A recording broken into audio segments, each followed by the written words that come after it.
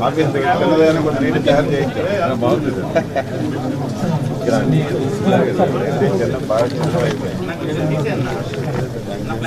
వచ్చిపోతుంది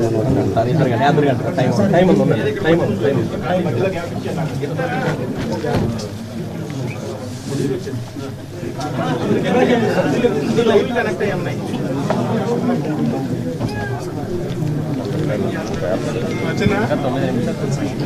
చేరుకోవాలంటే గంట పట్టింది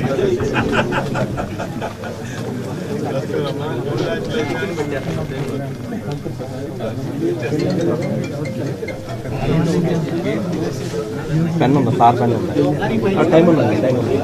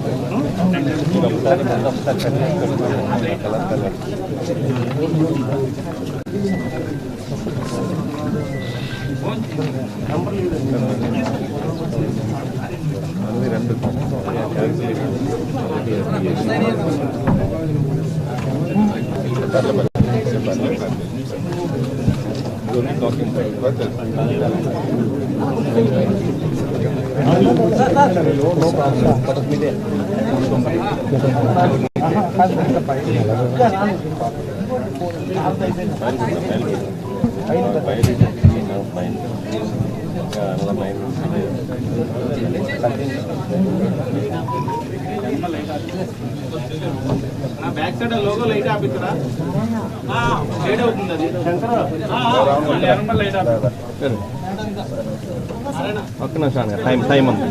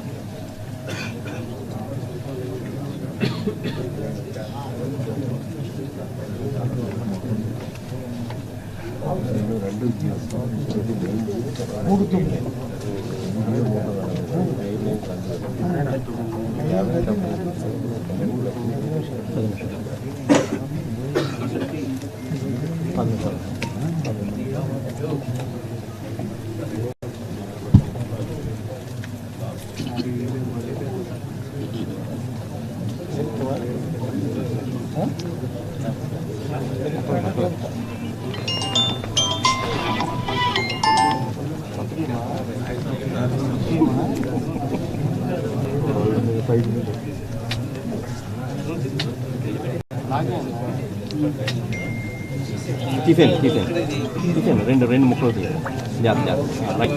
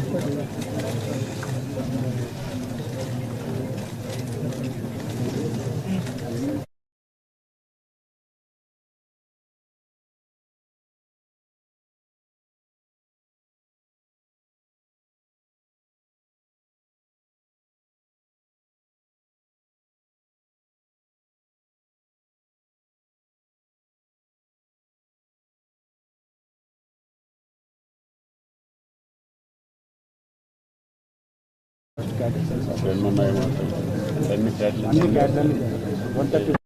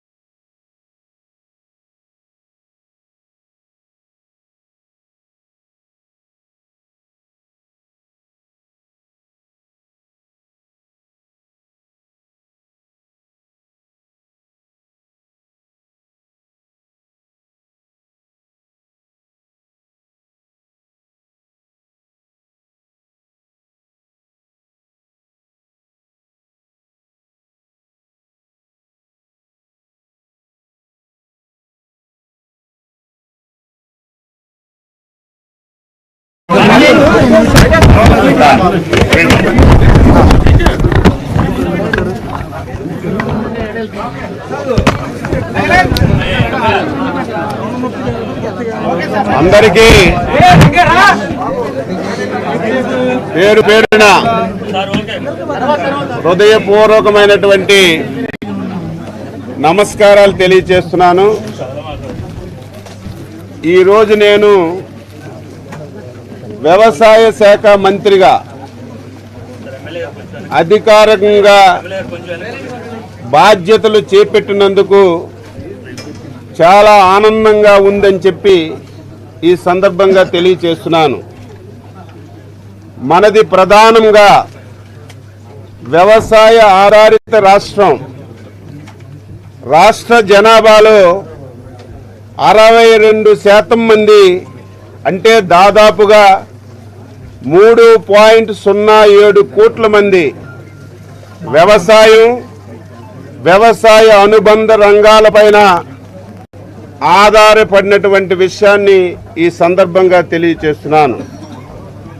ఇటువంటి వ్యవసాయ రంగం, సహకార రంగం, మార్కెటింగ్ రంగం, పశు వైద్యం, డైరీ డెవలప్మెంట్ మరియు మత్స్య శాఖ లాంటి కీలకమైనటువంటి రంగాలను కలిపి ఆ మంత్రిత్వ శాఖను నా మీద అచంచలమైన విశ్వాసం, నమ్మకంతో అప్పజెప్పినటువంటి రాష్ట్ర ముఖ్యమంత్రి పెద్దలు గౌరవనీయులు శ్రీ నారా చంద్రబాబు నాయుడు గారికి హృదయపూర్వకమైనటువంటి నమస్కారాలు తెలియజేస్తున్నాను.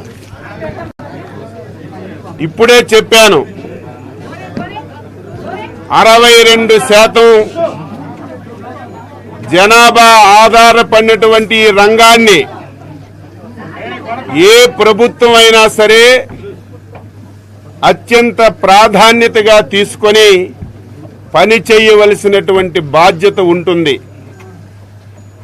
దురదృష్టవశాత్తు గత 5 సంవత్సరాలు 2019 నుంచి 2024 వరకు ఎవరైతే ఈ రాష్ట్రాన్ని పరిపాలించారో ఆ వ్యక్తి వ్యవసాయ శాఖకి తాళం వేశారని చెప్పి సందర్భంగా తెలియచేస్తున్నాను. ఇంత ప్రాధాన్యత కలిగినటువంటి శాఖ ఉందో లేదో తెలియనటువంటి పరిస్థితి ఏర్పడింది. ఎంత బాధ కలుగుతుందంటే ఒక మానవుడు ఆరోగ్యవంతుడైనా సరే ఆరోగ్యం లేకపోయినా సరే ప్రతి 5 మాసాలకి 6 మాసాలకి మెడికల్ చెకప్ చేసుకొని ఆరోగ్యం ఏ విధంగా ఉంటుంది, ఆరోగ్యం బాగులేకపోతే ఏ విధంగా ముందుకెళ్లాలని ఆలోచన చేస్తారు. అదేవిధంగా వ్యవసాయంలో అత్యంత ప్రాధాన్యత కలిగినది భూమి. భూమి ఏ విధంగా ఉంది, భూమి యొక్క సార్థత ఏ విధంగా ఉంది తెలుసుకోవలసినటువంటి పరిస్థితి ఏ ప్రభుత్వం పైన ఉంటుంది. ఈరోజు 5 సంవత్సరాల్లో కనీసం గత ప్రభుత్వం ఒక్కటంటే ఒకటి భూసార పరీక్షలు చేయలేదు. అసలు భూమి ఏ రకంగా ఉందో ఈ ప్రభుత్వానికి తెలిసినటువంటి పరిస్థితి లేదు. విత్తనాలు లేవు, ఎరువులు లేవు. కష్టపడి పండించుకుంటే ఆ పంటకి గిట్టుబాటు ధర లేదు. పంట అమ్ముకుంటే 5 మాసాలు 6 మాసాలు డబ్బులు ఇచ్చినటువంటి దాఖలాలు కూడా లేకుండా రైతు తీవ్రమైనటువంటి ఇబ్బందుల్లో ఈ రాష్ట్రంలో ఉన్న విషయం ఈ సందర్భంగా తెలియజేస్తున్నాను. ఎన్డీఏ ప్రభుత్వం, అందులో చంద్రబాబు నాయుడు గారి నాయకత్వంలో ఆంధ్రప్రదేశ్లో ఉన్నటువంటి ప్రతి రైతు ఆత్మ గౌరవంతో బతకాలనేదే ఏకైక నిదానంగా ఈరోజు పని చేస్తామని చెప్పి తెలియజేస్తున్నారు. ఈ రోజు నుంచి ఆంధ్రప్రదేశ్లో ఉన్నటువంటి రైతాంగానికి ఎన్డీఏ ప్రభుత్వం తరపున, చంద్రబాబు నాయుడు గారి తరపున ఒక విన్నపం విన్నవిస్తున్నాను. ఎవరు కూడా అధైర్యపడొద్దు, ఆత్మహత్యలు చేసుకోవద్దు. ఏ రైతుకి ఏ ఇబ్బంది ఉన్నా, ఏ రైతుకి ఏ సమస్య ఉన్నా ప్రభుత్వానికి సంప్రదించండి, ప్రభుత్వానికి సమాచారం ఇవ్వండి. సాధ్యమైనంత వరకు ఆ సమస్యని పరిష్కరించడానికి ప్రయత్నం చేస్తాం. ఇప్పటికే రాష్ట్ర ముఖ్యమంత్రి శ్రీ నారా చంద్రబాబు నాయుడు గారు ఈ శాఖ పైన సమగ్రమైనటువంటి రివ్యూ చేశారు. ఆశ్చర్యపోయారు. ఆయన స్పష్టంగా ఒకటే మాట చెప్పారు. 2014 నుంచి 2019 వరకు ఆ రోజు తెలుగుదేశం ప్రభుత్వం వ్యవసాయ రంగానికి, వ్యవసాయ అనుబంధ రంగాలకి ఎటువంటి కార్యక్రమాలు చేశారో అవన్నీ కూడా మళ్ళీ పునఃప్రారంభించమని స్పష్టంగా ఆదేశాలు ఇచ్చారని చెప్పి ఈ సందర్భంగా తెలియజేస్తున్నాను. అందులో భాగంగానే ఈరోజు నా డిపార్ట్మెంట్స్ 4 ఉంటే 3 డిపార్ట్మెంట్స్లో 6 ఫైళ్ళ మీద సంతకం పెట్టాను. అందులో వ్యవసాయ శాఖలో మొదటిది పొలం పిలుస్తుంది. ఆ రోజు చంద్రబాబు నాయకత్వంలో 2014 నుంచి 2019 వరకు ఈ కార్యక్రమం చాలా దిగ్విజయంగా జరిగింది. మళ్ళీ ఈ కార్యక్రమాన్ని రేపు 23వ తారీఖున రాష్ట్రం మొత్తం మీద ఈ కార్యక్రమాన్ని ప్రారంభిస్తున్నాం. ఈ కార్యక్రమం ఉద్దేశం ప్రతి మంగళవారం, బుధవారం వ్యవసాయ శాఖ అధికారులు, ప్రజాప్రతినిధులు, వ్యవసాయ శాఖ అనుబంధ రంగాలకు చెందినటువంటి అధికారులందరూ కూడా పొలాల దగ్గరికి వెళ్ళి, రైతుల దగ్గరికి వెళ్ళి వారికి ఎడ్యుకేట్ చేయడం, వారికి సాంకేతిక పరిజ్ఞానాన్ని అందించడం, వారి భూమి ఏ రకంగా ఉంది, వారికి సమస్యలేంటి, ప్రభుత్వం ఏ విధంగా తోడ్పడాలి అనే సూచనలు, సలహాలు ఇచ్చి రైతుకి అన్ని విధాల ప్రభుత్వం నుంచి సహాయ సహకారాలు అందించాలని ఈ కార్యక్రమాన్ని మళ్ళీ ప్రారంభిస్తున్నాం. ఇది 4 మాసాలు జరుగుతుంది. ఖరీఫ్లో 4 మాసాలు, రబీలో 4 మాసాలు. ఎంటైర్ యంత్రాంగం అంతా రైతు దగ్గరికి వెళ్ళి వారి సమస్యలు పరిష్కరించడానికి ఈ కార్యక్రమాన్ని మళ్ళీ ప్రారంభిస్తున్నాం. 2వ సంతకం బాధ కలుగుతుంది, ఆవేదన కలుగుతుంది. గత ప్రభుత్వాన్ని చూస్తే రైతుకి వ్యక్తిగత యాంత్రీకరణ పరికరాలు ఎంత అవసరం అంటే, ఈరోజు ఆధునిక పరిజ్ఞానం వచ్చింది. ప్రతి ఒక్కరూ యాంత్రీకరణ ఉపయోగించి వ్యవసాయాన్ని చేసి దాని ద్వారా కొంత లబ్ధి పొందే ప్రయత్నం చేస్తున్నారు. కానీ 5 సంవత్సరాల్లో యాంత్రీకరణ అనే పదం ఈ రాష్ట్రంలో కనిపించలేదు.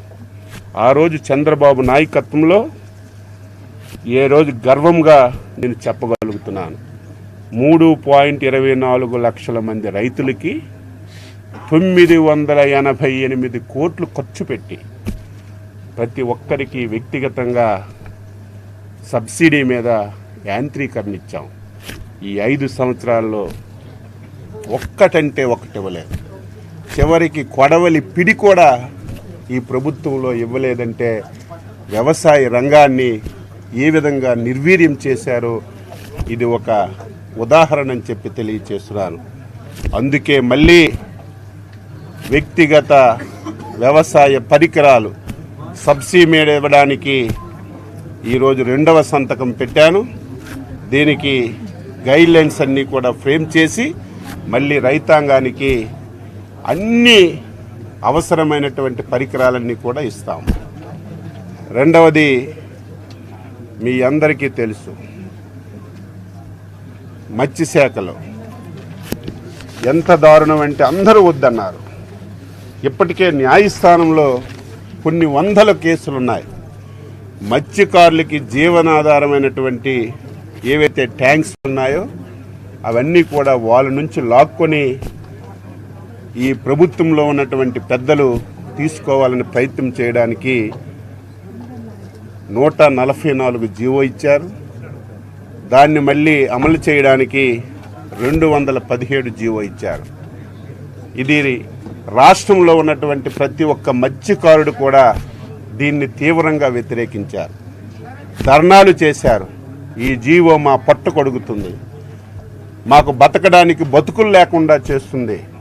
ఒక్కసారి పునరాలోచించండి.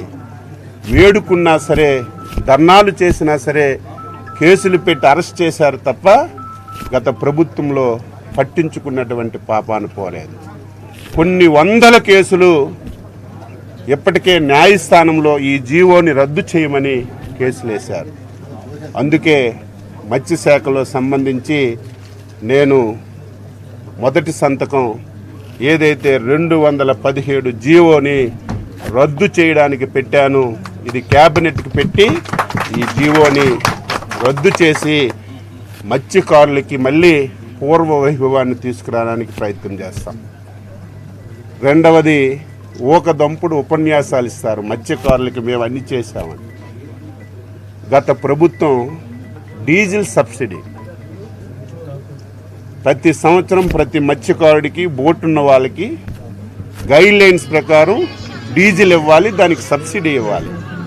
కానీ గత ప్రభుత్వం డీజిల్ సబ్సిడీ ఇవ్వక చాలా ఇబ్బందులకు గురి చేసింది. ఈరోజు ఆర్థికంగా రాష్ట్రంలో చాలా సమస్యలు ఉన్నాయి. నేను నా శాఖలో అన్ని శాఖలని నేను రివ్యూ చేస్తే అసలు నాకే బాధ కలుగుతుంది. ఇది ఎలా ముందుకు తీసుకెళ్ళాలి? ఏ శాఖలో చూసినా ఇబ్బందులు ఉన్నాయి, ఏ శాఖలో చూసినా అప్పులు ఉన్నాయి, ఏ శాఖలో చూసినా చాలా సమస్యలు ఉన్నాయి. ఇన్ని ఇబ్బందులున్నా మత్స్యకారులకు మేలు చేయాలి కాబట్టి ముఖ్యమంత్రి గారితో చెప్తే 10 కోట్లు ఈ సంవత్సరానికి డీజిల్ సబ్సిడీ ఇవ్వాలంటే నిన్నే ఇచ్చారు. 10 కోట్లు ఈరోజు మంజూరు చేసి వారికి నిధులు కూడా రిలీజ్ చేస్తున్నాను. అది 2వ సంతకంగా మత్స్యశాఖలో పెట్టాం. 3వది అత్యంత ప్రాధాన్యత కలిగింది. రైతుకి వ్యవసాయం ఎంత ముఖ్యమో పాడి కూడా అంత ముఖ్యం. ఏదైతే యానిమల్ హస్బెండరీ శాఖ ఉందో, చాలామంది ఇక్కడ ఉన్నారు, మీరు కూడా ఉన్నారు. తెలుగుదేశం ప్రభుత్వం అధికారంలో ఉంటే ప్రతి 2 మాసాలకి 3 మాసాలకి మెడికల్ క్యాంపులు పెట్టేవాళ్ళు, ప్రతి యానిమల్కి డీవార్మింగ్ చేసేవాళ్ళం. ఎక్కడ ఇబ్బందులున్నా ఇబ్బందులని పరిష్కారానికి ఒక మార్గాన్ని చూపేవాళ్ళం. గత 5 సంవత్సరాలు ఎక్కడ కూడా మెడికల్ క్యాంపులు కానీ డీవార్మింగ్ కానీ ఎక్కడ ఒక పసుపుకి మందు ఇచ్చినటువంటి దాఖలాలు లేవు. అందుకే మళ్ళీ ఒక టైం బౌండ్ ప్రోగ్రాం పెట్టి ఎంటైర్ రాష్ట్రంలో ఉన్నటువంటి ప్రతి యానిమల్కి డీవార్మింగ్ చేయడానికి ఈరోజు యానిమల్ హస్బెండరీలో సంతకం పెట్టాం. రేపటి నుంచి మెడికల్ క్యాంపులు పెట్టి పూర్తి స్థాయిలో డీవార్మింగ్ కార్యక్రమాన్ని ఈ రాష్ట్రంలో అమలు చేస్తాం. అదేవిధంగా యానిమల్స్ ఎన్నున్నాయో తెలియదు. ముందు ఈ రాష్ట్రంలో అన్ని రకాల యానిమల్స్ ఎన్నున్నాయో ప్రభుత్వానికి ఒక లెక్క ఉంటే దాని మీద ఏం చేయాలో చేయడానికి అవకాశం ఉంటుంది. అందుకే యానిమల్ సెన్సస్ని ప్రతి ఇంటికి వెళ్ళి ఏ టైప్ యానిమల్ ఉంది, ఎన్ని యానిమల్స్ ఉన్నాయని మొత్తం సర్వే చేసి యానిమల్ సెన్సస్ చేయడానికి కూడా ఈరోజు ఒక సంతకం పెట్టాను. ఈ 6 సంతకాలతో నా శాఖలో పరిపాలన ప్రారంభించాను. ఈ శాఖలో చాలా సమస్యలు ఉన్నాయి. ఈ శాఖని సక్రమంగా మనం